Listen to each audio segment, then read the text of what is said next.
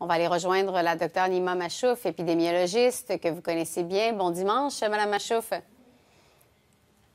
Bon dimanche, Frédéric. Dites-moi, on a vu le nombre de cas hier, 1898, mais pour tout près de 40 000 tests. Est-ce qu'on peut se dire d'une certaine façon, là, clairement le message a été entendu de la part du ministre de la Santé d'aller vous faire tester pour les moindres symptômes. Est-ce qu'on peut se dire que c'est, je ne veux pas dire rassurant, mais que c'est pas si mal en termes de ratio?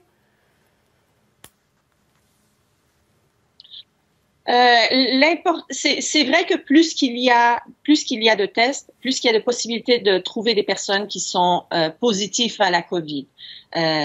Donc ça c'est vrai. Mais d'un autre côté, ça veut dire que près de 2000 personnes par jour sont toujours infectées. Là, c'est important. Plus qu'on les détecte, moins ces personnes-là qui, en temps normal, peut-être ne seraient pas allées se faire dépister, donc auraient continué à peut-être avoir des comportements à risque et mettre les autres en danger d'attraper la COVID. Donc là, c'est un peu plus rassurant, mais c'est quand même près de 2000 nouveaux cas par jour. Là. Ça veut dire que la COVID est vraiment... Oui, pardon. À quel point il y a des gens qui ignorent, qui sont positifs? Les experts doivent le savoir. Pour chaque personne testée positive, il y en a combien là, qui se promènent sans le savoir? Est-ce qu'on a une idée de ça? On dit une dizaine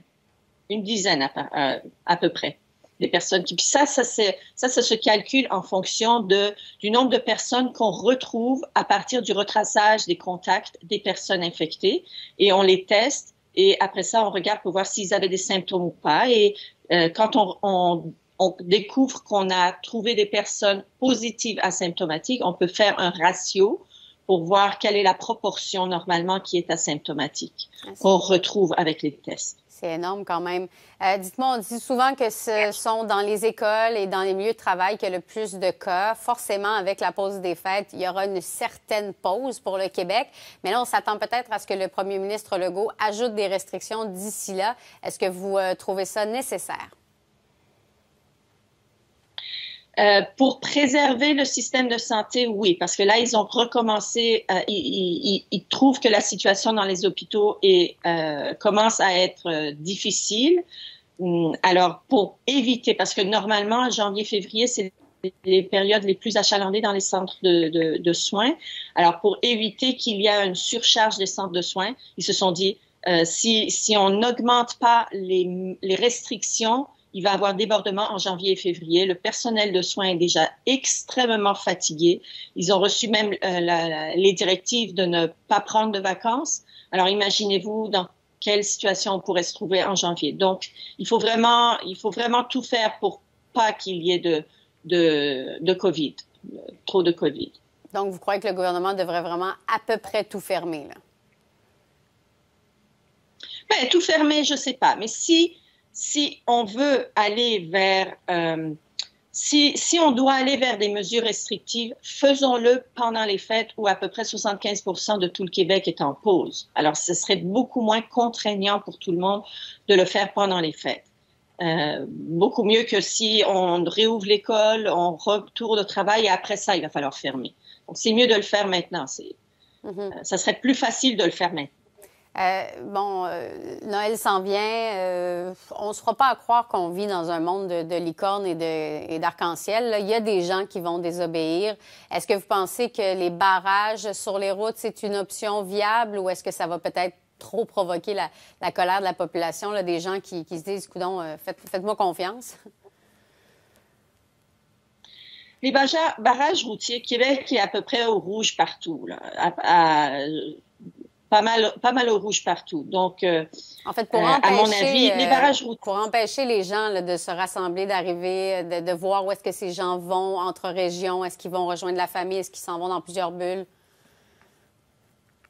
C'est ça. C'est ça qui est le danger. C'est que les gens, on doit être conscient qu'on peut être des personnes infectées qui pourraient infecter d'autres personnes. Donc, c'est les rassemblements qu'il faut éviter. C'est d'aller chez des gens, c'est d'être pendant longtemps dans des espaces clos. Si vous étiez depuis 2 semaines tout seul à la maison, puis après ça, vous allez voir vos parents qui, eux aussi, sont toujours tout seuls à la maison, il n'y a pas de danger. Il n'y a pas de danger là, vous étiez en quarantaine, ils sont en quarantaine. Mais si ce n'est pas le cas, il faut vraiment faire gaffe. Alors, la responsabilité individuelle est énorme ici pendant la période des fêtes.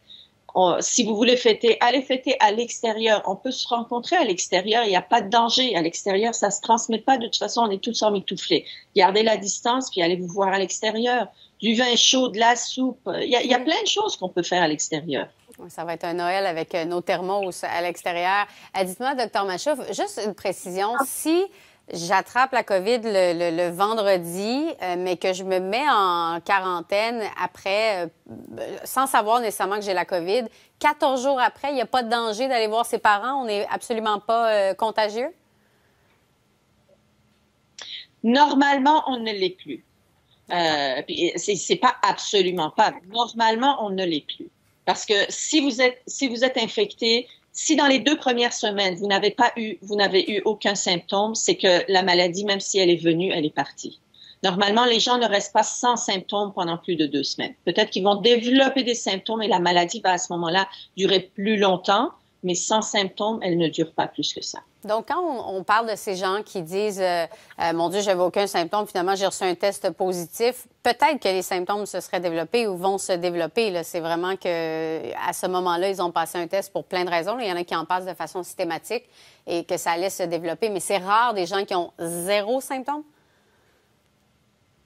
Non. Presque la moitié des gens n'ont pas de symptômes. 0, 0, 0. Presque la moitié des gens n'ont pas de symptômes, mais 0 symptômes. La COVID vient et part, puis si ce n'était pas pour le test, les gens ne s'en rendraient même pas compte. OK, d'accord. Merci pour la précision.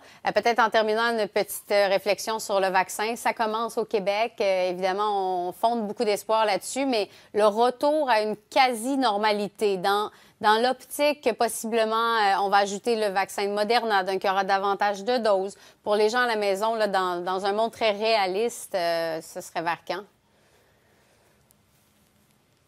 Ça dépend à quelle vitesse ils vont pouvoir déployer les ressources pour vacciner les gens. Mais un vaccin, pour qu'il soit efficace, il faut qu'il y ait quand on parle d'immunité collective, là, il faut qu'à peu près 60-70% de la population soit vaccinée pour que tout le monde soit safe, tout le monde soit en sécurité. Donc, tant qu'on n'aurait pas atteint ce niveau-là, on ne pourrait pas parler d'un retour à la normale, sauf que le danger sera moins parce que les personnes qui vont être vaccinées seront les personnes qui vont avoir le plus de possibilités de conséquences graves à la maladie. Alors, c'est déjà moins d'inquiétude, c'est déjà rassurant, mais on ne pourrait pas faire un retour à la normale complète tant que tout le monde n'est pas vacciné. Mais au moins 60%. Oui, parce qu'évidemment, on parle peut-être de ne plus avoir le masque et tout, mais tu sais, la réouverture des restaurants, les gyms qui pourraient réouvrir, ça pourrait arriver un petit peu plus tôt que prévu si la plupart des gens vulnérables ont été vaccinés.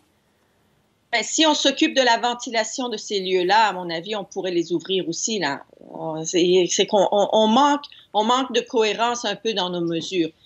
À partir du moment où le gouvernement a reconnu la transmission par aérosol, il faut se pencher un peu plus sur la question de la qualité de l'air qui peut transmettre le virus. Alors, si dans les restaurants et tout ça, la qualité de l'air, l'échange d'air est convenable, même dans les gyms, l'échange d'air est convenable, à ce moment-là, il pourrait peut-être ouvrir.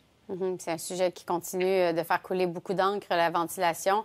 Merci, Dr Machouf, d'avoir été avec nous. Merci de répondre à mes questions. On dirait que j'essaie d'aller chercher un peu d'espoir à travers vous. On essaie de le prendre quand c'est possible, mais je sais que c'est pas évident. On en a encore pour quelques mois. Merci beaucoup. Il va falloir qu'on continue à faire attention. Merci à vous. Promis. Au revoir.